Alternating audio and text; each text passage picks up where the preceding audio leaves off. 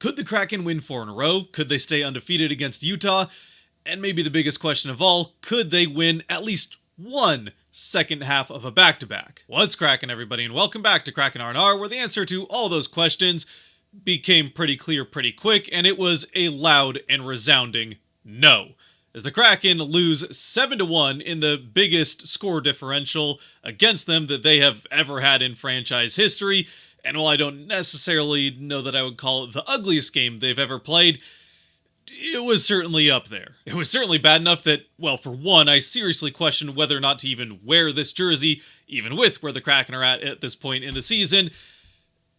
But because they actually showed up at least to play the third period, go figure, as has kind of been the trend for far too many games this season, they just don't play the first 40 minutes and then actually play a decent third. By that time, it was already 7-0 though, so it's not like the game was still within reach, but they showed up to play for the backup goaltender, and that's definitely part of how this game maybe got as ugly as it did. Because as we jump into the game with really no reason to do any more analysis of it beforehand than, well, just pointing out the score and how poorly the Kraken played, they were already up against it just on the fact that, unfortunately, while Riker Evans was back in the lineup, the illness that he had, he seemed to pass on to the worst possible member of the team for this game specifically, in Philip Grubauer, who is unable to play. And with him, supposed to play for it being the second half of a back-to-back, Decord having started the first half, that then means the Kraken have to emergency call up Victor Ostman, who, you're not going to just throw him in as an emergency backup right away in his first game. So it's Decord for back-to-back nights, starting once again for the Kraken. And weirdly enough, he is the only player that really shows up for the first period. But unfortunately, while Decord, at least to me anyway, did have a pretty good period aside from what the stats will say at the end of it, the rest of the team might as well have had a submachine gun pointed at their foot with the safety off for all the good they did in front of Decord. And it comes back to bite the Kraken pretty quick as a moving screen gives Decord no chance to see a shot. It gets past his glove hand and into the net to give Utah the early 1-0 lead. And Utah was far from done there, as although the Kraken would play them pretty evenly and back and forth over the next few minutes, eventually as we approach the midway point of the first, the Kraken send the hockey club, which is still a dumb name, but hopefully they'll get that solved in the summer. Either way, they send them to their first power play of the game, and they don't really make much happen on it. Decord does have to make one decent save late in that power play to fully kill it off, but the Kraken are able to kill that one off and then get a power play of their own, which they get most of the way through. Don't do a ton on it, but they get most of the way through before the shots to the foot really start coming. It's a turnover in their own end of the ice that allows Utah a shorthanded chance, and would have been a much better shorthanded chance if it wasn't for Brandon Montour, who was, at least in large part, responsible.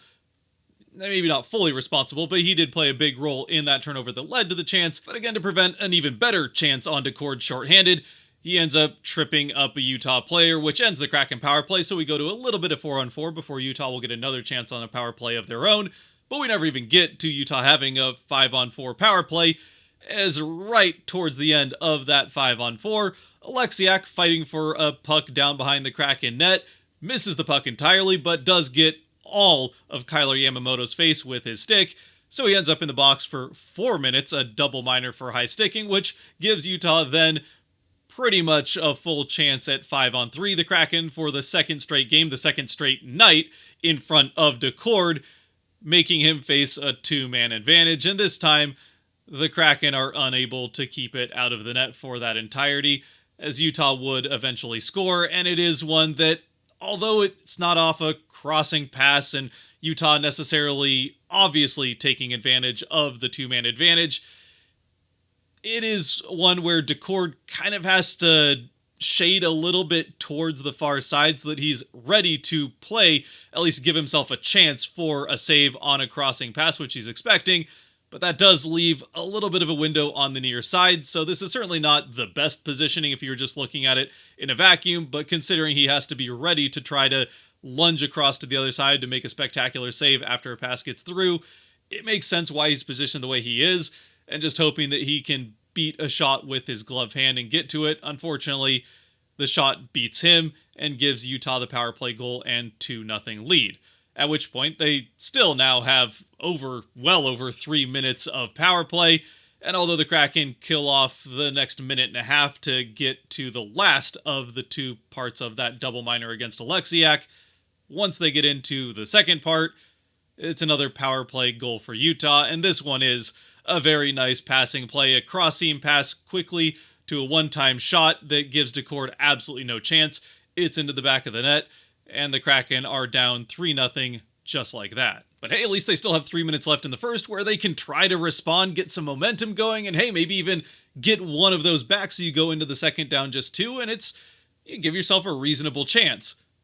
Instead, they just let Utah maintain momentum. They don't necessarily get any more great looks on net, but the Kraken just look completely hopeless into the first intermission, and as we come out into the second, that 3-0 lead within 15 seconds is 4-0 off a shot from the high slot, wide open. Decord sees it coming all the way, and this one is certainly an uncharacteristic goal for Decord to let up, one he'll definitely want back, as it goes off of his glove and bloops over his shoulder into the net behind him.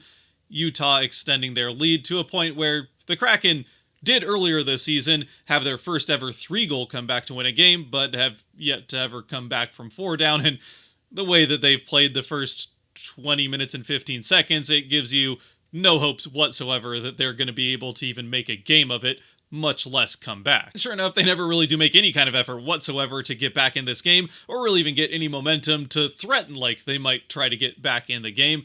They do end up with a power play just a couple minutes after going down early in the second 4-0. That one, once again, they're able to kill themselves by ending it with a penalty back the other way to go back to 4-on-4.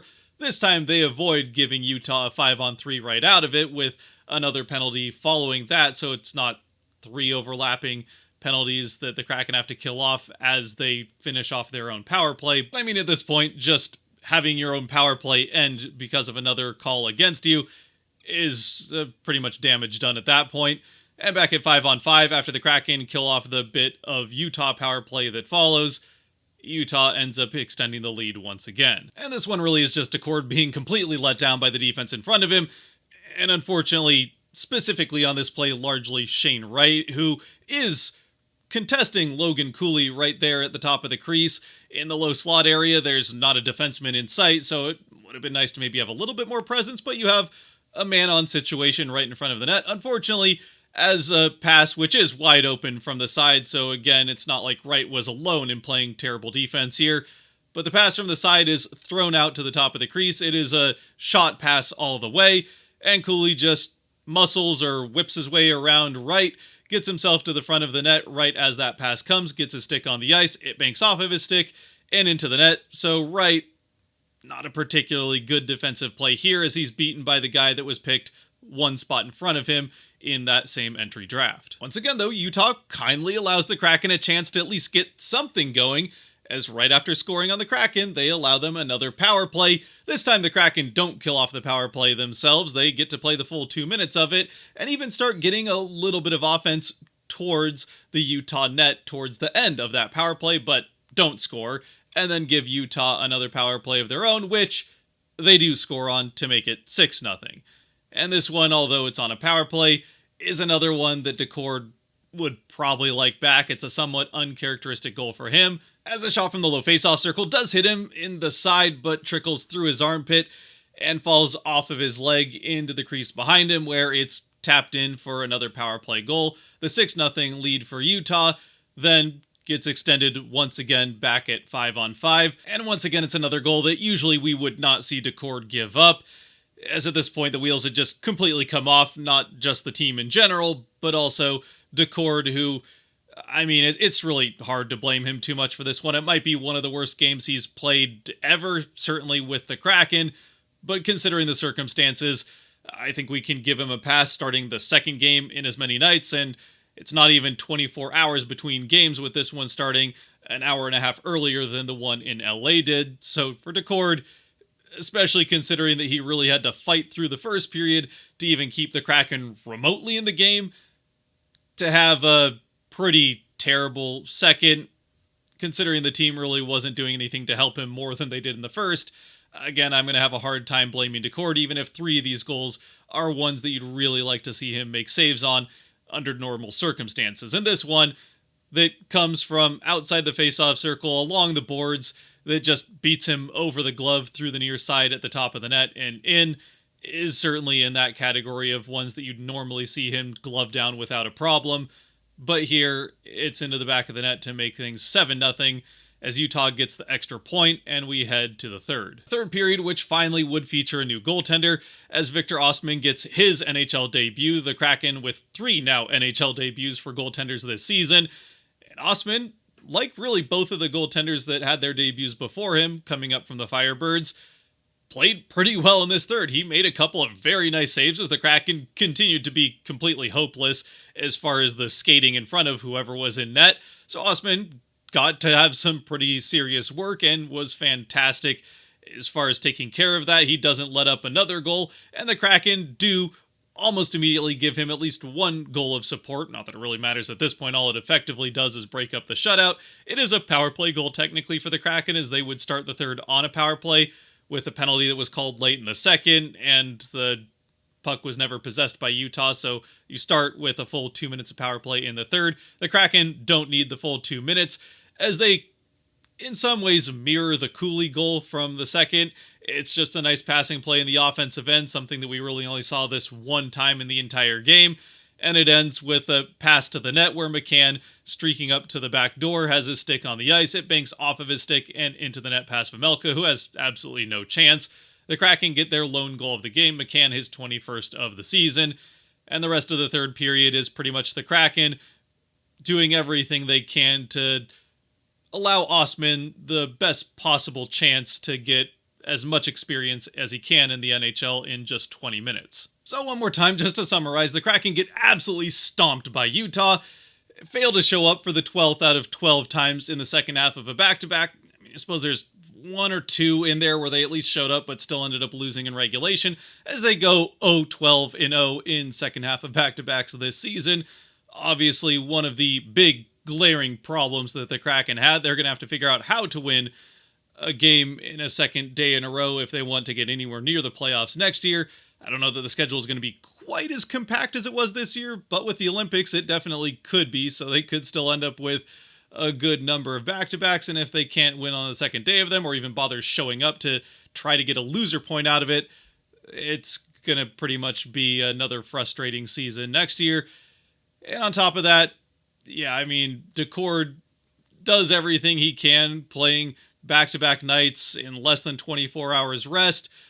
But obviously, as we got into the second day in a row, as well as the rest of the team not helping him whatsoever, was just way too much. He lets up 3 goals in that second period alone that you usually would not see him give up. And for the Kraken, it was just a downright embarrassing performance that really the only positive coming out of it was the NHL debut of Victor Osman, who was fantastic in those last 20 minutes and kind of needed to be for the Kraken not to give up double digits while only getting the 1 back the other way. I suppose, to be fair, the one other positive and one other reason that I decided to wear this, and I don't really know why it played into wearing the jersey versus not. It doesn't really affect how the Kraken played on the ice. But from an organizational standpoint anyway, the one big positive coming out of today, aside from Osman, was that the Kraken got help from elsewhere in the NHL, as the Bruins ended up winning their game, somewhat surprisingly, a stomping of the New Jersey Devils. Buffalo ended up shutting out Carolina, and Pittsburgh also ends up winning, so the Kraken have 3 teams that are in that clump around them in the fight for some of those top spots in the draft lottery, all end up winning while the Kraken lose. They don't end up moving in position, but they do get back to within 1 point of Boston with the same number of games played. And now also I think have the same number of games played as, Philadelphia has 1 less game played. So if Philadelphia wins, they'll have the same number of games played and be tied with Boston. Either way, things tighten back up there, and the Kraken now a more realistic chance of getting back into that 4th spot where they would definitely like to be. Unfortunately, losing by 6 and getting embarrassed doesn't count for negative points in the standings, so the Kraken don't move down, but other teams do move up to help them out a little bit. Anyway, aside from that, like I said in the beginning, I don't think there's really too much reason or really too much to glean from how the Kraken played in this game as far as diving deeper into any specific aspects of the game. Beniers looked okay. Kakko had a couple alright moments. He did have one pretty good look that got thwarted by accidentally stepping on the puck and spinning to the ice and completely ruining that offensive chance in general for the Kraken. So an unfortunate moment there. Shane Wright, the defensive side of the game is taking a little bit longer to come to him, but I think it will. He's a responsible player, and eventually he'll get that figured out. As we've said a number of times, the defensive side of the game is usually the part that players get used to a little bit. It takes a little bit more time for young players to get used to the defensive side of the game in the NHL, with Matty Beniers being the notable exception while he's trying to figure out the offensive side after having figured out the defensive. Either way, a tough play kind of for the second game in a row. Wright has a bit of a defensive miscue that ends up costing the Kraken. Or regardless, it doesn't really matter. The Kraken in general didn't play well enough to even point out the flaws, because it's just even for how bad they've been this season, this was an especially poor performance for them. And I don't think there's too much reason to look too much in depth at any specific part of it. So we might as well jump then to the Kraken 3 stars, as always brought to you by the patrons over on Patreon, where I think we all agree that there's not going to be any stars in this game. I suppose if you wanted to give one, Victor Osman, you can have the 1 star for the Kraken. So congratulations on the NHL debut. It was a good first 20 minutes, and who knows if that'll lead to more down the road for him. Hopefully it does.